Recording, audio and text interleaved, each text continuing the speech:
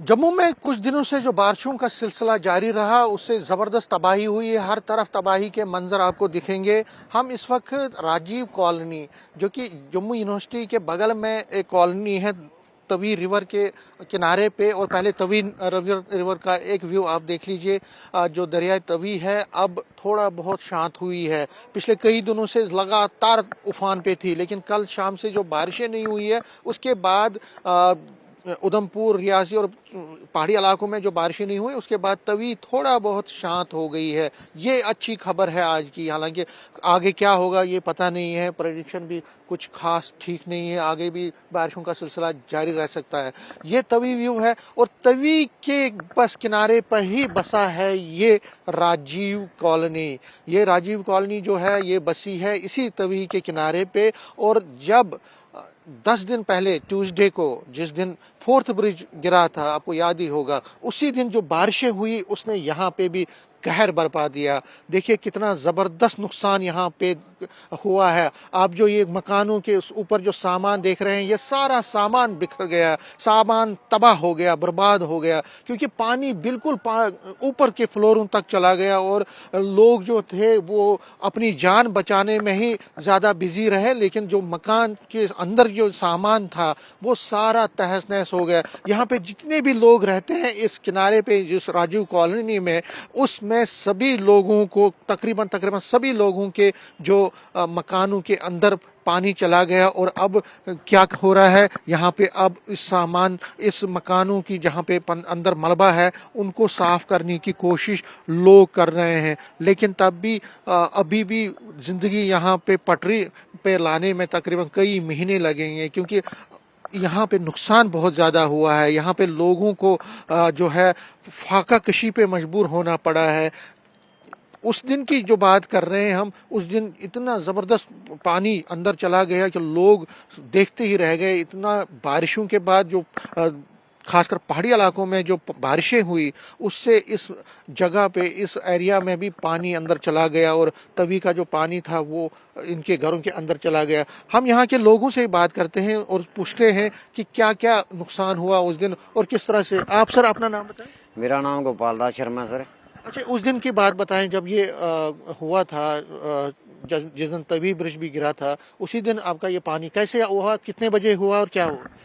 Sir यहाँ हम घर पे रुके हुए थे तो बारिश बहुत तेज थी और आगे पीछे जा ही नहीं सकते थे कि इस साइड तभी है तो इस साइड काफ़ी गहरा पानी है। बारिश बहुत ज़्यादा तेज थी तो हम देखते देखते रह गए कि पानी बढ़ता बढ़ता यकदम नदी का पानी इस साइड आ गया, तभी का पानी जो है ना इस साइड आ गया मोहल्ले में। तो ये घर डूबना शुरू हो गए धीरे धीरे। तो हम फटाफट सामान तो उठा नहीं सकते थे उस वक्त, मगर अपने बाल बच्चे को ही बचाया, उनको थोड़ा निकाल के साइड किया। कुछ मोहल्ले के लोगों ने भी जो नौजवान लड़के थे उन्होंने थोड़ी सहायता की, हमें बचाने की कोशिश की। तो बाकी सामान जो है सब दब गया नीचे। अभी भी आप देख सकते हैं कि क्या हाल है। इस यहाँ पर कुछ भी नहीं बचा हुआ है हमारा, ना खाने का। कितने लोग हैं रहते हैं यहाँ पे, कितने फैमिली?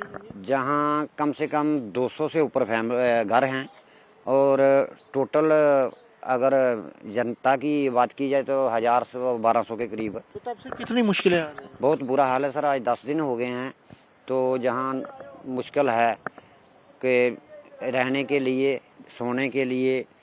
और चलो जो जेंट्स लोग हैं वो तो कहीं आगे पीछे लैटरिन या पेशाब कर लेंगे, मगर यहाँ जो लेडीज़ या बच्चियाँ हैं उनका कहीं जाना मुश्किल है।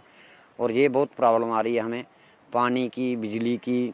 ना 10 दिन से बिजली है ना पानी, कभी कभी आता है वो टैंकर लगाए जाते हैं तो वहाँ से इतना हम जितना हमें यूज करना होता है इतना हमें मिलता नहीं है। तो ये हाल है। हमारी सरकार से यही गुजारिश रहेगी कि हमारा कुछ हल किया जाए।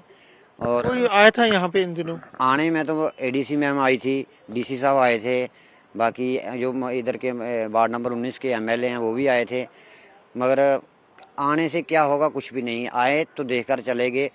जब अमित शाह जी का दौरा था तब तो इन्होंने बहुत फास्ट लेबर लगाई और उनके दौरे के बाद यहाँ पे हमें कोई लेबर नहीं मिली। ठीक है, आपका नाम क्या है? करतार चंद। करतार जी बताइए कितना मुश्किलें आ रही है अभी और क्या क्या नुकसान हुआ? मुश्किलें हमारे बहुत ज़्यादा आ रही हैं। नुकसान तो आप देख ही रहे हो, बहुत ज़्यादा नुकसान है। जहाँ बचा ही कुछ नहीं है, कोई भी चीज़ नहीं है खाने पीने के लिए, कुछ पानी नहीं है। लोगों को रोटी खा देखो, मकानों के ऊपर तरपालें डाल करके लोग रह रहे हैं। और ये बाथरूम वगैरह ये है ही नहीं कुछ भी।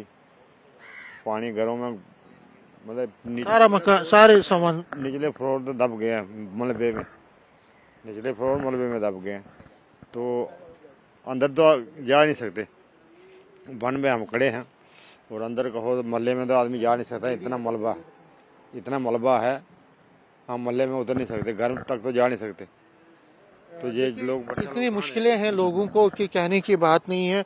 यहाँ पे एक सज्जन थे, वो अभी हमने देखा था कि वो मलबा उठा रहे थे अपने मकान का।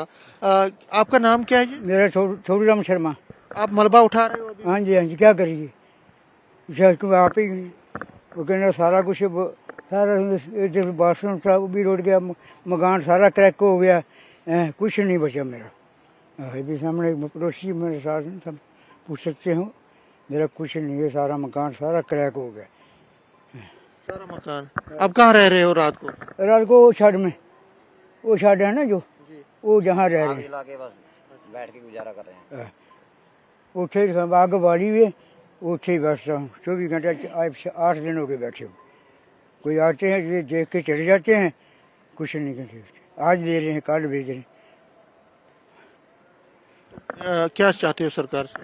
सरकार भी मतलब कहते हैं भी जो बनता है वो देना चाहिए। हम कहाँ जाएंगे, बूढ़े हो गए, ना कमाई करने के जुड़े हैं ना कुछ। 60 साल उम्र हो गई, रस्ते में नहीं चल होता है, क्या करिए। लास्ट में हम यहाँ पे एक युवा हैं, आप अपना नाम बताएं। मेरा नाम सर अजय शर्मा है।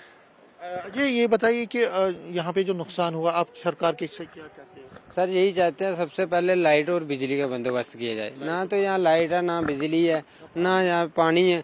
और यहाँ पे देखा जाए तो मलबा पड़ा हुआ है, ना कोई आया है यहाँ पे। जब अमित शाह का दौरा था तो यहाँ सफाई कर्मचारी लगाए गए थे, अब तो एक नहीं मिला, लोग खुद ही लगे हुए हैं। जैसे आपने देखा यहाँ पे अंकल को अंदर सफाई करते हुए, तो अभी अंकल ने आपको देखा, वहां से आए हैं।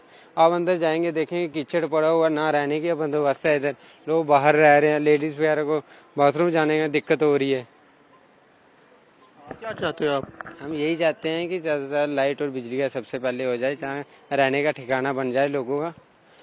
तो ठीक है, तो देखिए यहाँ पे जो लोग हैं इस कॉलोनी में कहते हैं कि नुकसान बहुत ज़्यादा हुआ है और अब ये चाहते हैं कि जल्द से जल्द पहले तो बिजली और पानी का जो है उसकी रेस्टोरेशन होनी चाहिए। उसके बाद जो मकान जो जिनके मकान डैमेज हुआ है उनको कंपनसेशन मिलना चाहिए। जो सामान इनका यहाँ पे नुकसान हुआ है उसकी कंपनसेशन मिलनी चाहिए उनको। और इनके लिए कुछ अल्टरनेट अरेंजमेंट्स भी होनी चाहिए कहीं और, क्योंकि यहाँ पे अब इनको सिक्योर नहीं फील हो रहा है अपने आप को। और ये कहते हैं कि सरकारों को इस पर जल्द से जल्द सोचना चाहिए। कैमरामैन साहिबा के साथ समीर भट्ट, न्यूज़ 18 जम्मू।